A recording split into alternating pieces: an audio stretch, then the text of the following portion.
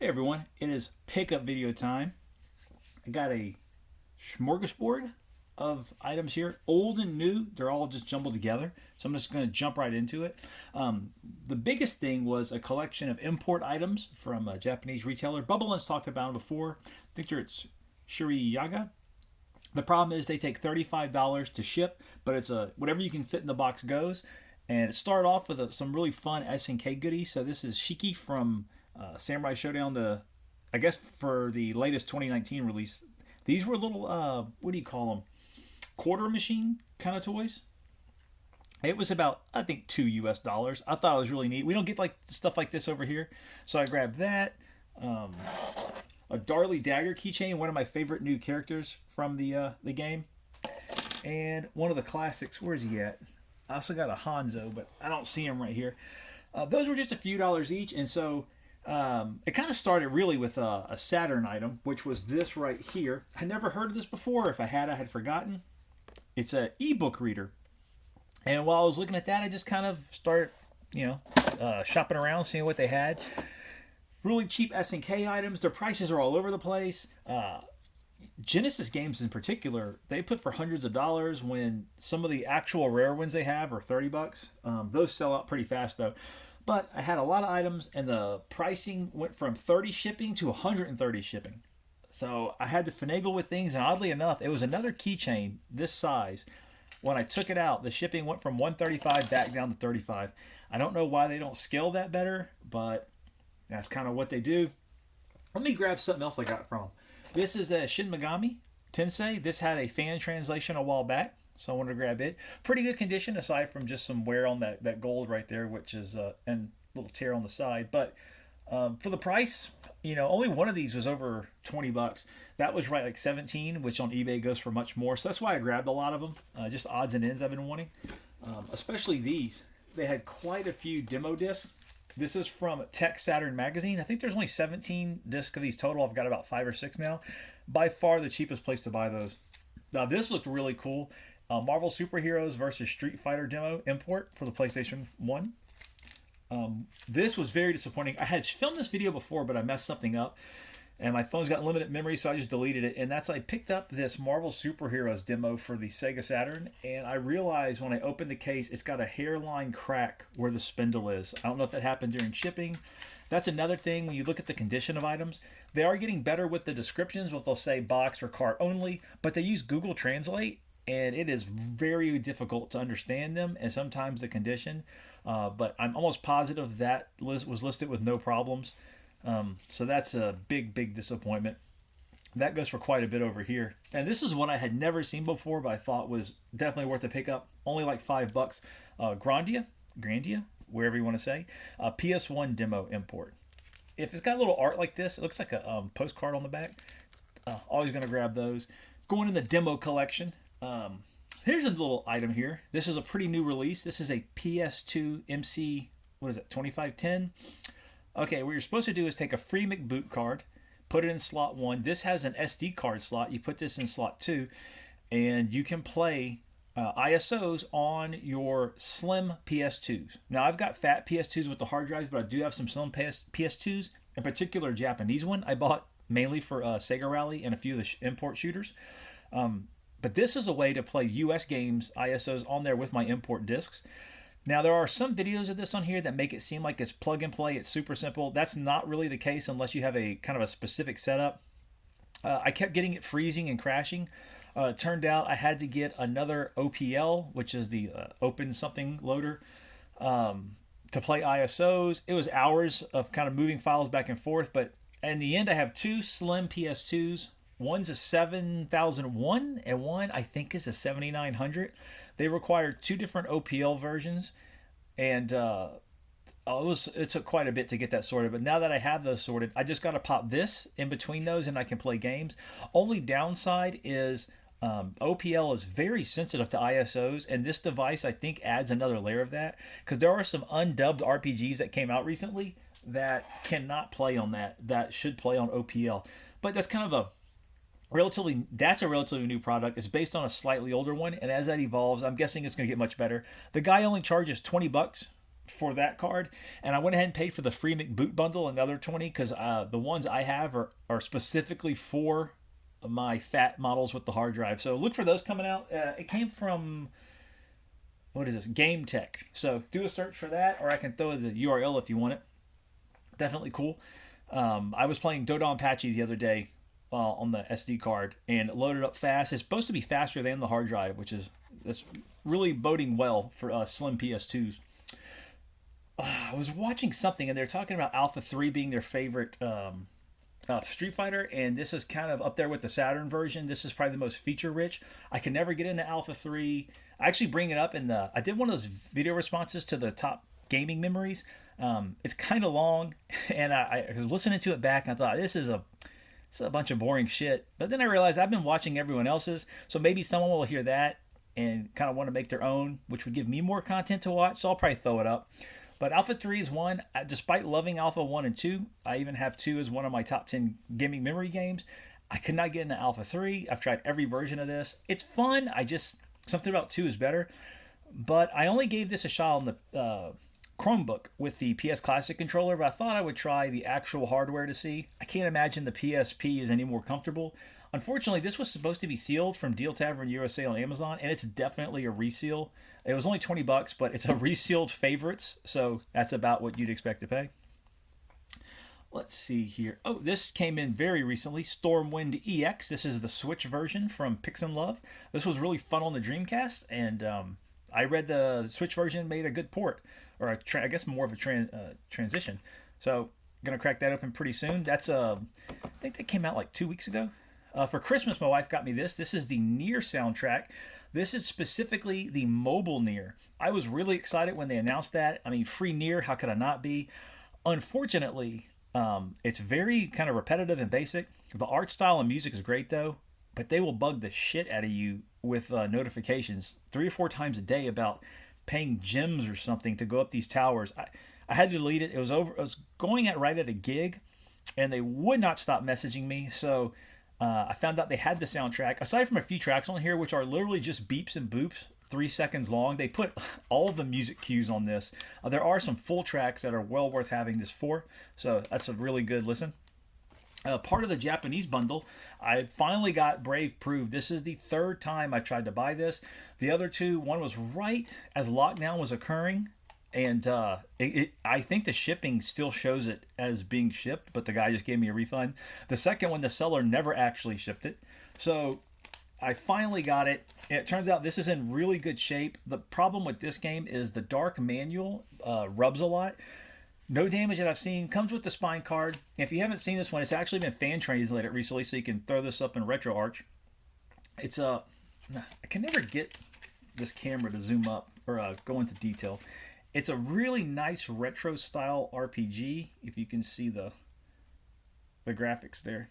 Not the most exciting screenshots, but it's a 16-bit style RPG that you can now play in English. And the price kept going up on eBay over here. They had it for, I think this is the most expensive game I bought at $25 or to $27. But I'm finally happy to finally have that. Strictly Limited's been sending out a bunch of their stuff that's been back ordered, and I kind of forgot how much I ordered from them. But one is this Darius extra version for the Genesis. This is a really good cover, but I want to say the import one was slightly better, especially for Cotton coming out. The US version looks, I'm going to say bad, but the European one looks awesome. Only downside is it is strictly made for PAL systems, so I couldn't have bought it and played it in mine.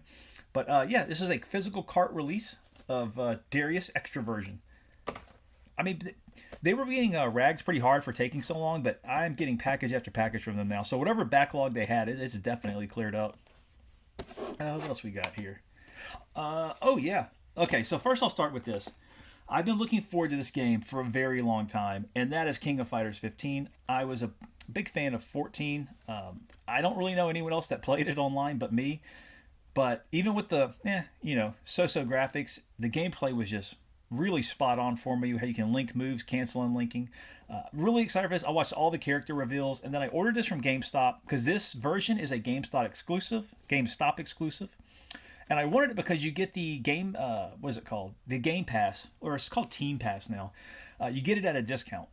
So it comes with a soundtrack, and the games always have good soundtracks. It comes with art cards, an art book, DLC to get Terry's costume from Mark of the Wolves, another costume DLC, but you get the team pass. And then they revealed the first team.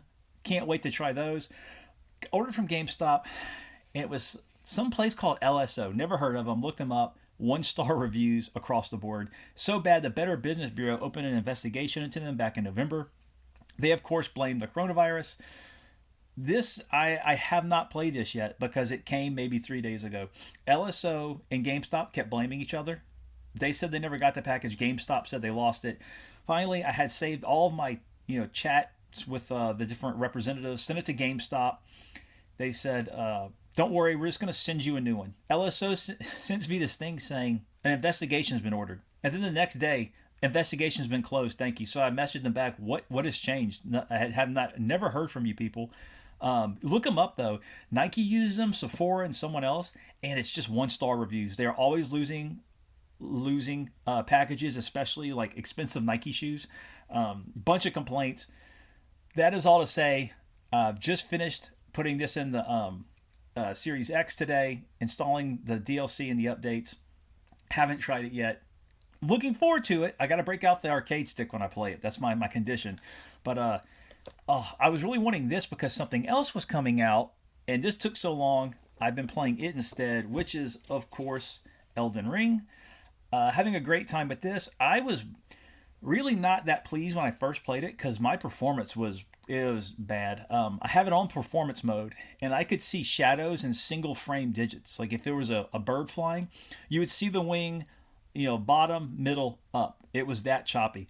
Talked to Dustin Christ, and he was saying same thing, PS5 performance, no issues. So I didn't know what was going on. After the first patch, it got better, but I would have entire areas pop in. Like you try to fight a boss and it just wouldn't be there, and then it would suddenly appear, or if it had minions, they would appear. But after the last patch, I still get frame drops, but the performance is 90% better. It's really fun now. The only thing I get really is on the horse. If you pan the camera, or if you're kind of in a detailed area and pan it, it'll get a little, or swivel I should say, gets a little choppy. But finally it's running smooth. I saw Steven the Laggy Gamer, who goes by Steven's or Supremo Steve now. He streams some, so definitely check him out. He's doing a streaming thing. I did watch a little bit of him playing Seiko, and that was fun. And we got to chat with him for a bit. Haven't talked to him for a while, but I think he just beat this, and I don't know how because I am still just exploring random stuff. The world's a little not uninteresting, but it's just in some spots kind of bland. But what you can find are little catacombs that have, I guess, mini bosses to unlock things. Then you have the larger dungeons with bosses, and then like the story bosses. So there's a lot of variety. I will say this reminds me of Dragon's Dogma quite a bit, which when I played it, I thought, wow, this is like an open world Dark Souls kind of game. They are, but now that this one's more action oriented in the sense that you don't go hollow when you die, so it makes progression much quicker. So because the world's so big now, if you had to go, if you were going hollow every time you died, you would never see the whole world. And there's little concessions like that, just to take into account the larger design and the fact they want you to look at everything and check out all the nooks and crannies. Very reminiscent of Dragon's Dogma. Now I'm wishing they would make a part 2 of that. But yeah, Elden Ring, and of course Best Buy has one of the most mediocre steelbooks. I don't know what's going on. I'm always going to get the steelbook because it's free. But aside from Persona Strikers, the steelbooks at Best Buy, this is better than Resident Evil Village. That was just like a symbol, I think. It's something. It's better than nothing. But when I see the steelbooks people get overseas, I get really jealous. This was about $10-15, but it was on back order. Sakuna for the Switch. It looked like fun, but I haven't tried it yet. Came in pretty recently. Let's see what we got here. This was a Derek H recommendation. It was very fun seeing him back. Austria Ascending. I haven't cracked this open yet. I went from playing Final Fantasy 6-3 to Elden Ring. I haven't finished Final Fantasy. It's on the back burner. It's fun. Well, actually, it's really fun. The game I played before that was Link to the Past, which I had never beaten. And it took me a bit because the Zelda formula, the older Zelda formulas, I was getting lost. I don't know how I've gotten so bad at playing kind of adventure games, but another one from the Japanese seller. This was only $11. So this is Castle of Shikigami for the original Xbox. I thought that was just something cool not to pass up. The case was broke, but fortunately it had a spare, so it's looking pretty sharp. These were some Christmas gifts. These were the buy two get one free. Plus there was like $10 off. So I had grabbed Assassin's Creed Valhalla. I'm not a big Vikings fan, but I do like the Assassin's Creed formula. I know it's not for everyone, and people are really tired of it. But to me, I play it as I want. Coming from work, do a side mission or two, or just explore. When I have more time, dive into the story. I take those games. I'm playing Elden Ring pretty straightforward now every night. Assassin's Creed games, I just dig into them when I want, and that's the best way to play them. Deathloop was another part of the sale. They had dropped us to about 20. And this was the third game where you got it free. Streets of Rage 4. I heard the Anniversary Edition had a problem on the Switch, something to do with an update. I'm not sure, so I grabbed it for PS4. This was $14, and after I bought it, I had looked up reviews, really positive, and then Emperor Fox really enjoyed it, so I'm looking forward to cracking this open. Spiritfarer. Let's see here. For next Halloween, this one finally dropped in price. Tormented Souls. I had read good things about this. Was it Devil May Pie? Enjoyed this one. That's where I heard it from, but grabbed it for the holidays. And another recommendation from Derek H. Undernauts. This dropped to the high 30s around the holidays, so I figured it was due for a price drop. Nope, went back up to 50 something and stayed, and the second it hit 49, I grabbed it again. It's from, I want to say, the developers of Stranger of Sword City, which is my favorite dungeon crawler for the PS Vita. Either way, the art style is very similar, so I'm definitely looking forward to trying that. And let's see. One more. Another Halloween goodie.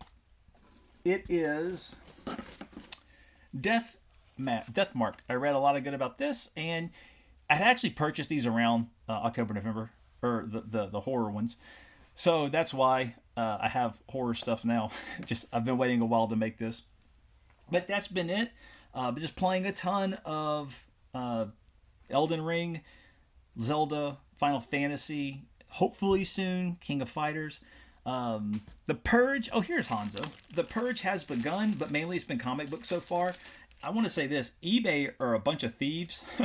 They take 15% of your money, but they also take 15% of the total, meaning if I sell something for $100 and it costs, and shipping's really expensive now. If it's $15.20 to ship, I'm charged 15% on that $120, not the $100. So even though all the shipping goes to paying to move the product, they charge their percentage on top of that. So you lose, shipping now, the base minimum is like $8 to $9 for anything priority. You're almost looking at a dollar gone off the bat, regardless. So that's been it's been an eye-opening. But I don't have enough of I don't use social media, so I can't use Whatnot or Instagram or whatever, because you can save a lot of money selling directly.